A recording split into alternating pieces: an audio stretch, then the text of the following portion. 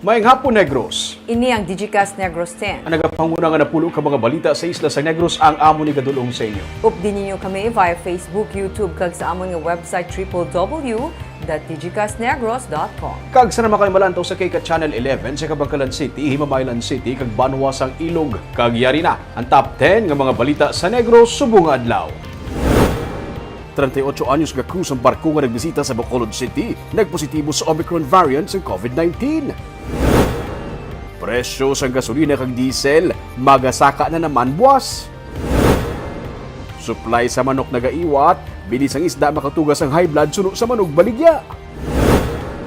Sa Banwa sa Murcia, anay konsihal sang Don Salvador Benedicto pinasun sa pagpaniro.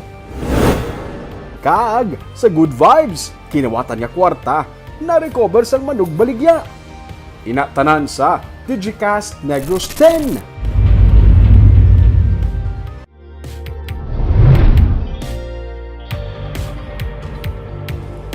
Sa number 10, 20 ang nasamaran bangod sang palupok kag pyrotechnics sa pagtakop sang 2021. Sa pihak sang tuigan nga kampanya sa Department of Health, wala gihapon na paiway ang kadamuon sa mga nasamaran sa pagsugalaw sang tuig 2022. Sa records ng Corazon Locsin Montelibano Memorial Regional Hospital, may 14 tanan ka mga pasyente ang gindala sa ila ospital tugas ang firecracker-related incident sa pagtakop sang tuig 2021. Kalabanan sa mga nasamaran, mga menor de edad. Base naman sa records ng Negros Occidental Police Provincial Office, naglabot sa 20 ang mga nasamaran sang palupok. 11 sa ila mga menor de edad. 17 ang gikan sa napulo ka mga banwa kag syudad sang probinsya kag 3 naman sa Bacolod City. Sunod sa PNP, wala sang na-record nga incident sang indiscriminate firing.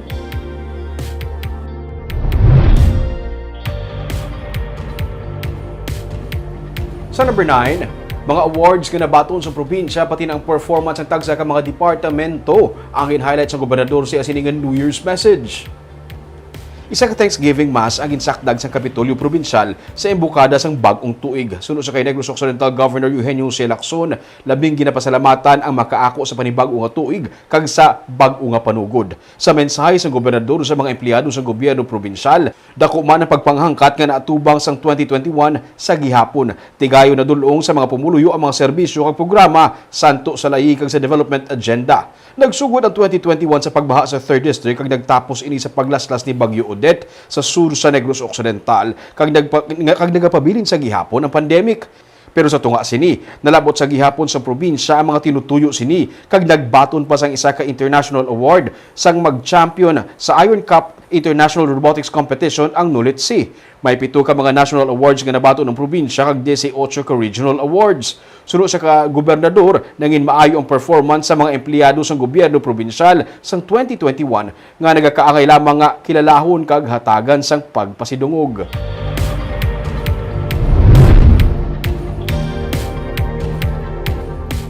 Sa number 8, anay konsehal pilason sa pagpaniro sang riding in tandem.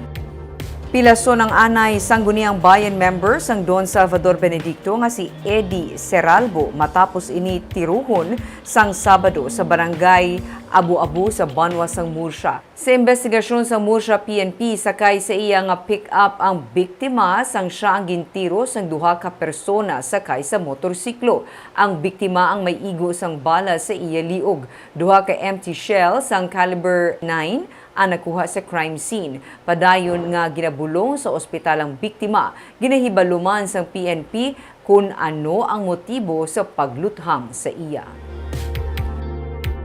Sa number 7,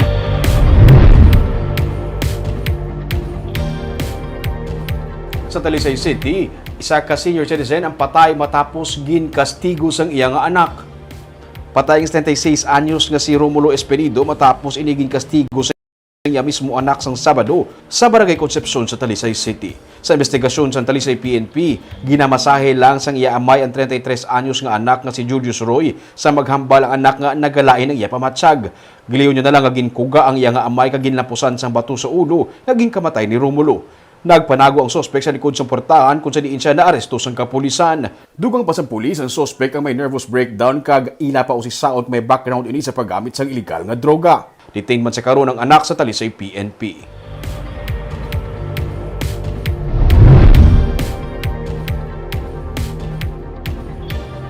Sa number 6, Bacolod City may duha na lamang ka quarantine facility kadungan sang pagnubo sang active COVID-19 cases sa syudad. Sa 24 ka mga nahimo nga quarantine kag isolation facility sa Bacolod, may duha na lamang karon ang ginagamit sumugod nga nagdubo ang kaso sa COVID-19 sa syudad. Humalin sa nagligad nga binulan. Nalakip diri ang Mariano G. Medalla Integrated School sa Barangay Pahanukoy nga gintalana para sa mga nagabusong kag mga bag-ong bata. Gintalana naman sang Emergency Operations Center ang Antonio L. Jaime Elementary School sa Barangay Mansilingan para sa mga persons under monitoring. Suno kay M. Ang, Executive Director ng EOC, kadamaan sa mga staff kag medical personnel nga gikan sa mga isolation center nga temporaryo nga ginpangsira ang nagaserbe anay sa mga vaccination centers. Bangod ginapaabot man sa Department of Health ang pagsaka sa COVID-19 makaligad sa mga selebrasyon sa Pasko. Ginpasiguro sang EOC nga nakahanda gihapon ang mga natukod nga isolation facility nga gamiton kung kinahanglan.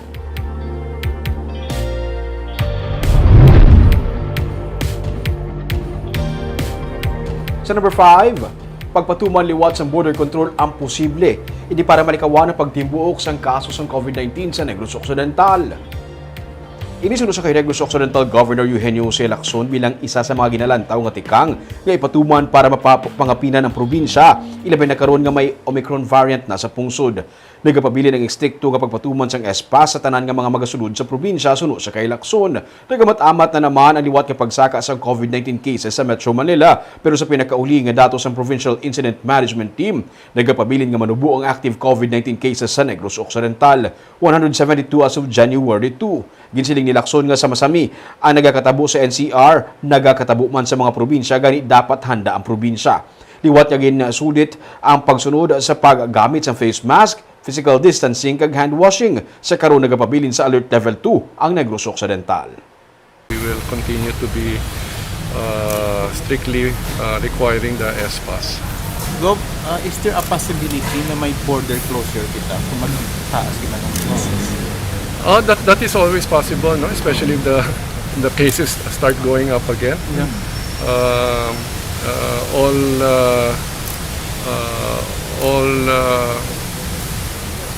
actions should be considered, no? Because really, we don't want really another surge, no?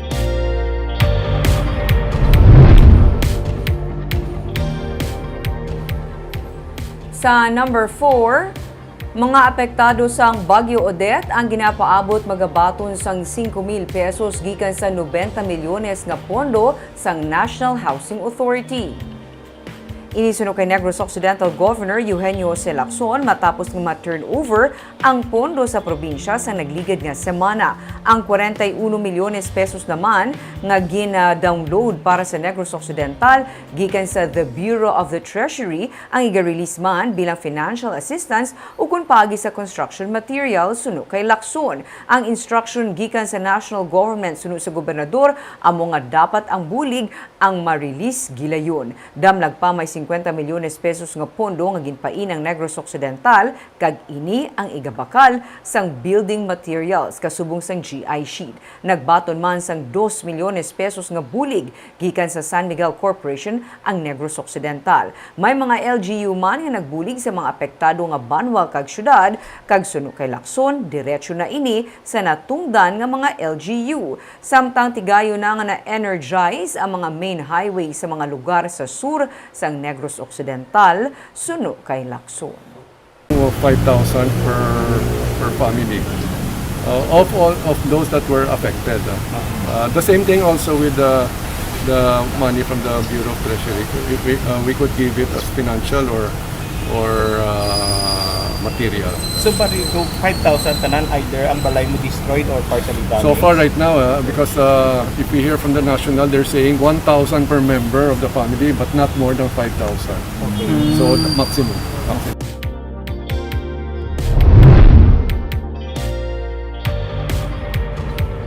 Sa number 3, supply sa manok ang iwat, pero presyo sang isda sunod sa mga manok baligya, makatugas ang high blood pressure. Yaring report. Ang ini nga baligyaan sa manok sa Burgos Market sa Bacolod City, alas 9 pa lang sang aga, nagapanghimos na sa mga tray. Ubos na ang manok niya nga ginabaligya. Katunga lang kuno sa subong sang iya nga masami nga gina-order ang nag-abot gikan sa supplier. Pila na ka dress chicken ni matag sa iyo sa isa kadlaw, sir?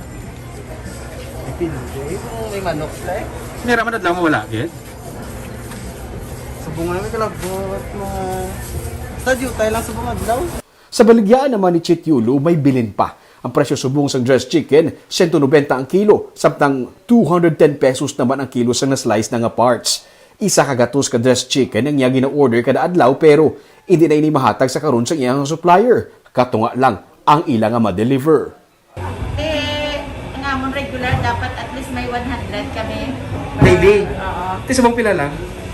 Amon ang supply sa amon 50 lang. Pila? At 50. Tunga lang. Tunga lang anay. Siyempre ginano niya man, ang supplier gina-divide niya into, hindi man pwedeng kami lang ang tagaan. Ginsiling na sa Provincial Veterinary Office nga babatsagan ang epekto sa pagkapatay sa mga broiler nga mga manok sa unang semana sa Enero. Kulangon ang supply bangod malapit sa 1.3 million ka mga broiler ang napatay bangod sa bagyo nga Odette. Pero kung mahal ang manok, mas mahal pagid ang isda. Sa isa sa mga baligyaan sang isda sa Burgos Market, ang panit tag 300 pesos ang kilo, nga sa normal nga inadlaw, 160 pesos lang. Ang bulgan, 600 pesos na ang kilo. Kag ang Blue Marlin, 600 pesos man ang kilo halin sa 350 pesos. Sunod sa negosyante nga si Roland Aquino, inibangod iwat man ang supply karon sang isda kay wala pa may nagapalawod kag malain ang lakat sa panahon sa nagligad nga semana. Hindi kuno ang baboy makapahigh blood sa mga customer kundi ang bilis ang isda. Jutay kasi wala pa ng biyahe. Mga container. Oo. Ito New Year mo. Ito semana pa na sila, Basta mga muli nga chimpo no. Basta magtapos New Year. New Year, mga ginasyon isda. Mahal ka na yan. Di ka may blood siya, sa presyo ka may blood. Gani ang nagapanindahan, jutay lang anay ang ginabakal parehos na lang sa sininga lalaki. Isa ka bangros kag isa ka itlog lang anay kay mahal pa ang tanan. 150, bunless. Tanan-tanan sa mga mahal. Doon tayo lang hanay, doon tayo lang mabakal. Oo, jutay lang gamay lang para nga makakuan lang sudan. Bangod sa pagsaka sa presyo sang manok, ginapaabot nga may pagsaka man sa bilis ang inasal kag lechon manok. Sa number 2, mga motorista sug alawon sa nga big time oil price hike sa una nga semana sang 2022. Una pa lang nga semana sang 2022 pero isa na dayon ka big time nga oil price hike ang nagasug-alaw sa mga motorista. Sumugod buwas nga adlaw magasaka sang 2.30 tubtub 2.40 ang kada litro sang diesel. Magamahal man sang 1.80 tubtub 1.90 ang kada litro sang gasolina. Sang bugos nga 2021 mayara sang total net increase nga 17.65 pesos sa kada litro sang gasolina. 14 and 30 pesos naman ang ginsaka sa kada litro sang krudo sa bugos nga tuig. Kag sa numero 1 sa mga balita, subong nga adlaw.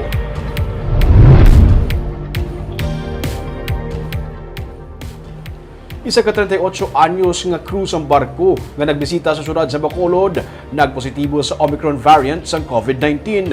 May report si Nico Delfin. Ginkumpirmar ni EOC Executive Director M. Ang nga ang isa ka 38 anyos nga lalaki nga nagbisita sa Bacolod ang na-detect nga positibo sa Omicron variant. Pero sunod sa iya, fully recovered na ang 38 anyos nga crew sang cruise ship kag siyang fully vaccinated.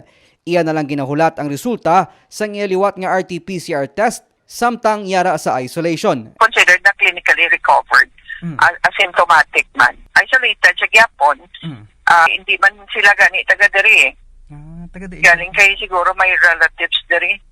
I think he is originally from Pampanga. Disyembre 15 sa nag-abot sa Manila ang 38 anyos gikan sa Estados Unidos. Disyembre 19 sang nagpaidalom siya sa RT-PCR test. Tubtob nga nagwang resulta sang Disyembre 20 nga positibo siya sa COVID-19. Matapos mag-isolate siyang nakabiyahe sa Bacolod sang Disyembre 31. Suno kay ang wala na makagwa sa hotel isolation ang 38 anyos sang nagwa ang resulta sang genome sequencing sang Enero 1 nga positibo siya sa Omicron variant. Ginotify naton ang hotel kay hindi man siya active case. Hindi mo man siya ma-surgical lockdown kay hindi man active case, i-recovered naman siya. It's just that ang problema galing naton sa genome kay late na pirmi bala after the fact na late na nag-abot sa aton ang result. Ginpalawig na ni Mayor Evelio Leonardia ang hugot nga pagpatuman sa mga pagsulundan sa idalom sang Alert Level 2 status tubtob Enero 15 agod mapunggan ang paglaptas ng virus. Bangod ginapaabot man sa Department of Health ang posible pagsakas ng COVID-19 cases makaligad ang bulan sang Paskwa, ginpasalig sang pumunuan sa EOC nga nakahanda ang syudad, ilabi na ang mga isolation facility kon kinahanglan. Nico Delfin para sa Digicast Negros. Sa Good Vibes, magtiyo nga vendor sa Libertad Market na bawi ang ginapatihan kinawatan nga kwarta sa menor de edad nga nakapalagyo. Tumandok sa Libertad Market ang magtiyo nga Mario kag Lennon J. Banyas. Gani halos kilala na nila ang mga nagasayo pati na ang mga persona nga may malain nga motibo. Kay nasang kaagaho na mutika nila ang isa ka lalaki nga ginabulubanta nagaedad 15 anyos nga may ginhaboy nga pinutos malapit sa kalug sang vegetable section sa sulod sa merkado. Suno kay Lennon J, ila ginhulat ang pagbalik sang bata tubtub ila siya nga gindakop hasta nga nabawi ang kapin 2,400 nga kwarta. Samtang ila ginausisa ang menor de edad, gulpi ini nga nalagyo. Nagapati sila nga kinawatan ng amo nga kantidad gani ilag ini gin-display kagin post man sa Facebook ang natabo agud nga mabalik sa tag-iya ang kwarta. Ginsiling ni Lennon nga hindi ini ang unang nga bes nga may madakpan sila nga kawatan sa merkado. Gani nagapangabay man sila sa mga bumalakal nga maghalong kag hindi magkumpiyansa. Parang kabay pa mabahalik sa tsaktong tag-iya kwarta ng kinawatan. Amo ganigi pamangkot kuming no.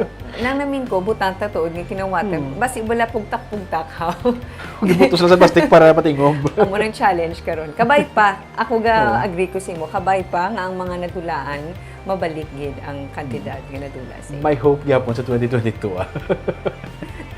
Kagabi itong mga balita sa Negros, subong nga adlaw. Kay man sa panahon karon importante nga may ihibalo ka sa nagakatabo sa imo nga palibot. Pero dapat balanse kag eksakto mga impormasyon. Parahan kami nga magapangalagad sa Negrosanon. Ako si Barbara Mijares. Tubtub sa buwas ako naman si Romeo Subaldo, mayong hapon.